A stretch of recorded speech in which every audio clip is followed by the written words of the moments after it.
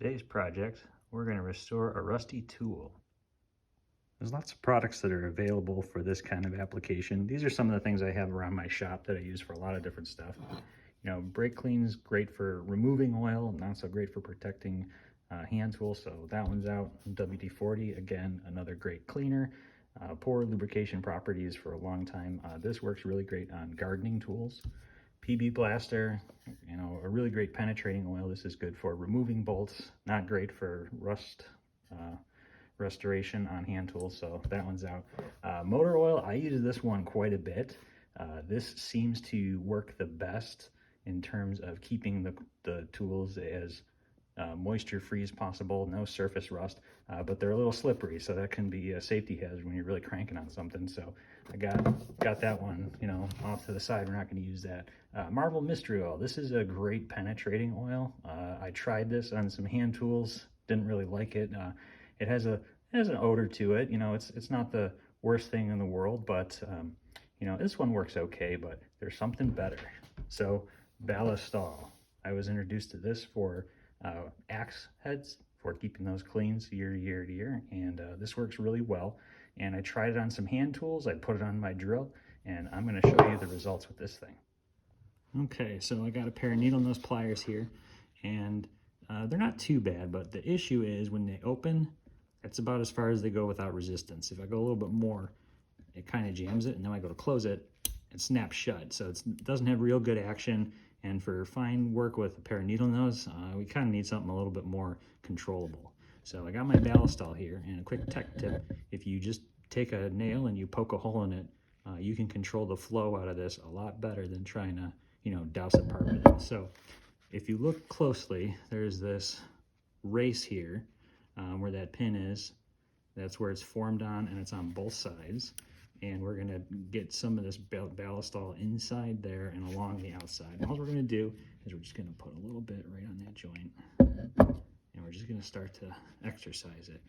And each time I'm opening it as far as it'll go, I'm not trying to, you know, pry it open too hard. And if you look closely, you'll eventually see little tiny air bubbles work its way out. So I'll do the same on the other side.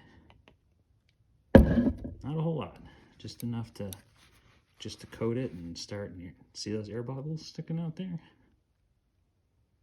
So it's going down inside there, and it's slowly breaking up all that junk. And I'm going about the same pressure that I was before opening and closing it. I'm not trying to kill this thing. A little more on this side. Kind of work it around. There's those air bubbles popping out again, so that's how you know it's getting down in there. I'm going to use a little bit more pressure to open it because I want to get it worked down in there. See those air bubbles picking out of there again. Now I got it really far. I couldn't even get it open it that much before. And a little more.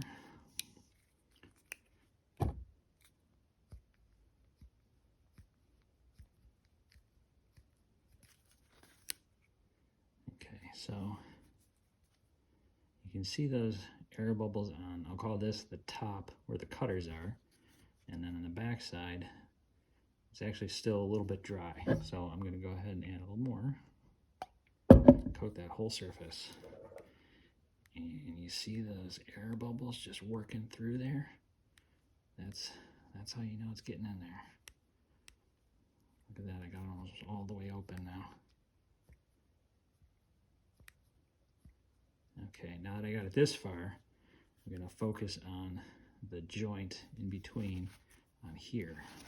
So take a little bit more, just drop a little dab right on there.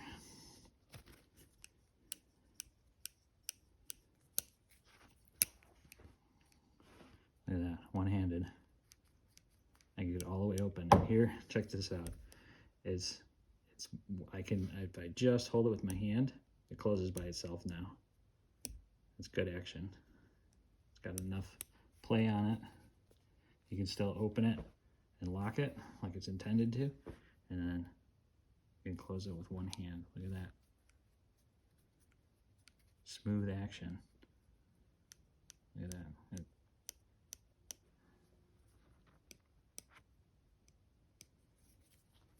So once you get it to where it opens by itself, a little bit more in here, just got to keep working it. You can get this even better.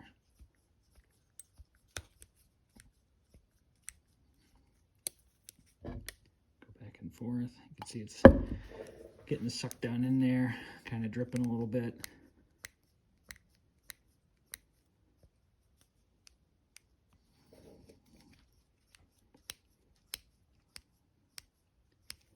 Okay, so I got them where I want it. It's nice. Look at how nice and loose that is now. I can do real precise work. Drop it. You know, I'm not killing my hand now. And the best part with this is because we want to put some rust protection. You just take your hand and just go ahead and look at all that junk coming off of there. Just go ahead and wipe your tool down. Get it nice and lubricated. Take the towel. Wipe it off. There you go. That's a much cleaner and more usable tool than it was 5 minutes ago.